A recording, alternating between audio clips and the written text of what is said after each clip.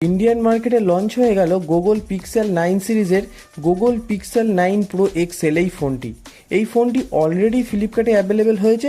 আজকের এই ভিডিওতে আমি গুগল পিক্সেল 9 প্রো এক্সেলের ফুল রিভিউ করতে চলেছি এবং জানাতে চলেছি সম্পূর্ণ স্পেসিফিকেশান, আর সেই সঙ্গে এও জানাতে চলেছি এই ফোনটি ইন্ডিয়ান মার্কেটে কত দামে লঞ্চ হলো।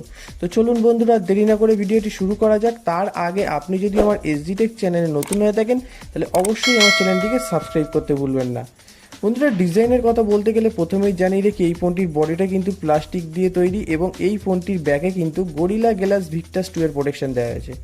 এই ফোনটি 8.5 mm পাতলা এবং এই ফোনটির ওয়েট 221 গ্রাম।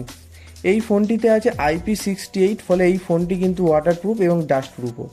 বন্ধুরা, ডিসপ্লের কথা বলতে গেলে প্রথমেই জানিয়ে রেখি এই ফোনটিতে কিন্তু 6.8 inch full HD plus LTPO OLED display দেওয়া হয়েছে উইথ 120 হার্টসের রিফ্রেশ রেটের সাথে। এছাড়াও এই ফোনটির ডিসপ্লেটি কিন্তু একটি পাঞ্চল ডিসপ্লে, যেখানে কর্নিং গরিলা গ্লাস এবং ভিক্টাস 2 এর প্রোটেকশন দেওয়া হয়েছে। এছাড়াও এই ফোনটির ডিসপ্লেতে কিন্তু অন ডিসপ্লে ফিঙ্গারপ্রিন্ট সেন্সার রয়েছে। বন্ধুরা, পারফরমেন্সের কথা বলতে গেলে আপনাদের জানিয়ে রাখি এই ফোনটিতে কিন্তু গুগল টেনসরের G4 এর প্রসেসর দেওয়া হয়েছে।